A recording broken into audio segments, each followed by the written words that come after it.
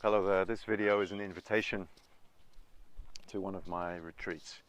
I run retreats from time to time around the world, and I also run private retreats for individuals or couples in small groups here from my home in rural Croatia. My work is really about finding peace and happiness and empowerment on a personal level, but also about changing the world on a global, collective level. It achieves both things simultaneously because the reason for the problems in the world around us is mankind's consciousness. As within, so without. And everything that we see that is wrong with the world around us is really a reflection of what is out of balance internally. Since I was a child, I felt very strongly that the world is so beautiful, but that human society doesn't reflect that. And today, we're all aware that there are a lot of problems facing us. For example, the environmental destruction and pollution, political corruption.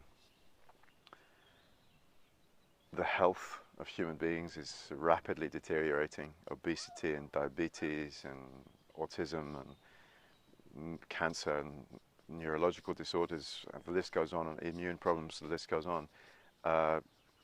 Growing exponentially, so that I think now about 2%, something like 2% of children being born are eventually diagnosed with some kind of autism.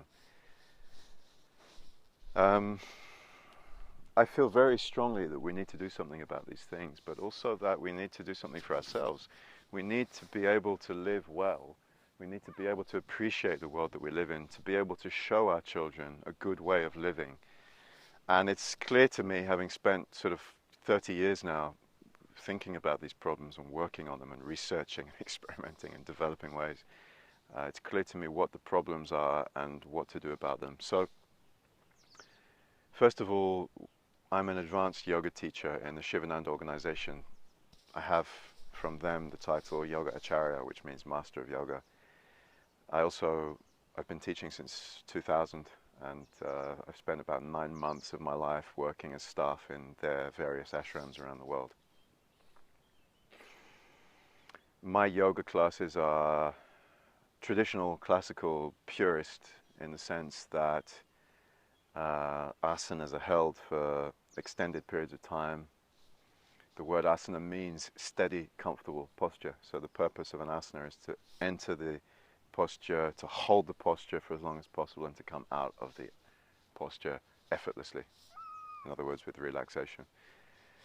Everything I do in a yoga class is about transmitting energetically the essence and the meaning and the purpose of yoga. And the best way I really can think of to convey that with words is to quote a line from the Bhagavad Gita: yoga is action in inaction, and inaction in action. I'm also a therapist specializing in healing trauma. I feel very strongly, I know that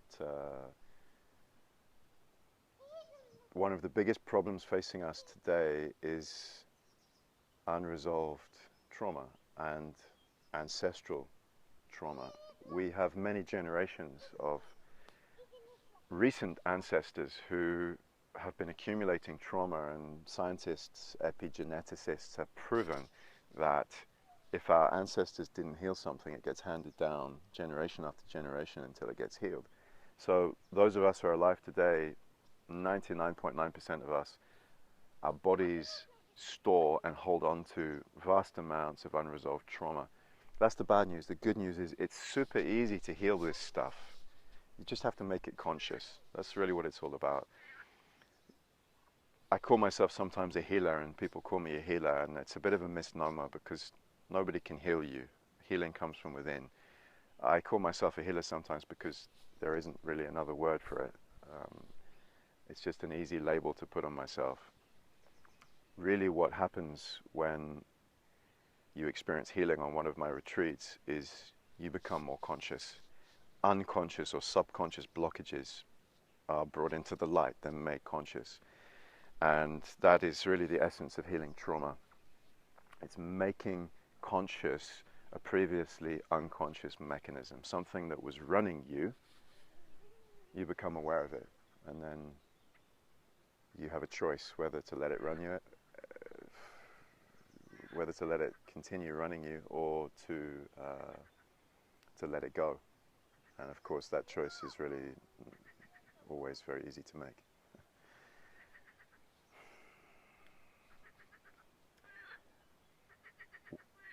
One of the biggest problems that is trauma related is that we have lost touch with our fight instinct. Most people alive today find it very difficult to stand up for themselves, very difficult to say no, very difficult to fight, to stand their ground. And most people, if you ask them, what would you fight for, what would you die for? You know, usually we haven't really thought about that and we don't know. A good example is the people who were herded up onto trains during the Holocaust in the Second World War, and then told to strip naked, put into gas chambers and gassed. Very, very few of those hundreds of thousands, millions of people actually fought back and did anything, even though they knew, usually, that they were going to their deaths. I saw those videos. I saw videos, old black and white videos of this kind of thing happening when I was very young. When I was about 10 years old, I saw those videos and I couldn't understand why people didn't fight back. So a big part of my work now is about healing, specifically healing the trauma which caused us to lose trust in our ability to stand up for ourselves and to fight. It's called the fight instinct, and it's related to anger, frustration, irritation. We need to be able to access our anger, our frustration, our irritation, our rage in a positive, constructive, healthy way, and to channel it out into the world. This is what it is to be powerful. This is a part of what it is to be powerful. Once that's done, once you've healed a certain amount of trauma and you've reactivated certain instincts that have been deactivated, then it's possible to reawaken things that are known as resource states. This means aspects of our awareness that are positive and healthy and ours. They're internal, they're ours. Examples of resource states are safety. Do you feel safe? Deep down in your bones, do you know that you're safe? Because you are. Freedom. Do you feel absolutely, completely, 100% free in every moment to be who you are and to express your being? Because you are. And do you know how powerful you are? These are examples of 3 resource states: safety, freedom, and power. And really the kind of crowning achievement, I suppose you could say, of my life's work so far is the recognition of how to reactivate these 3 resource states in people. It's very much about empowerment, certain steps that we have to take to become empowered, and I kind of figured it out along the way. So that's really the main intention behind my work, is to empower people. And if you come on a retreat with me, you'll experience yoga, yes, you'll experience various other kinds of energetic practices and meditations and so on.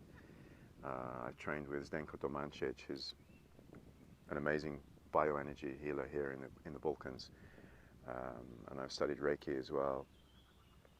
And so yes, you'll experience energy transmission, various practices, some very powerful yoga classes, which really combine deep relaxation and breathing and internal stillness.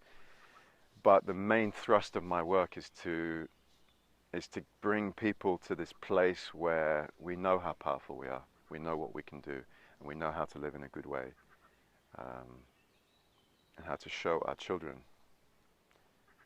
how to live in a good way. So thank you very much for listening, and if what I've said or how I've said it resonates with you, then very much hope to see you on a retreat. Lots of love.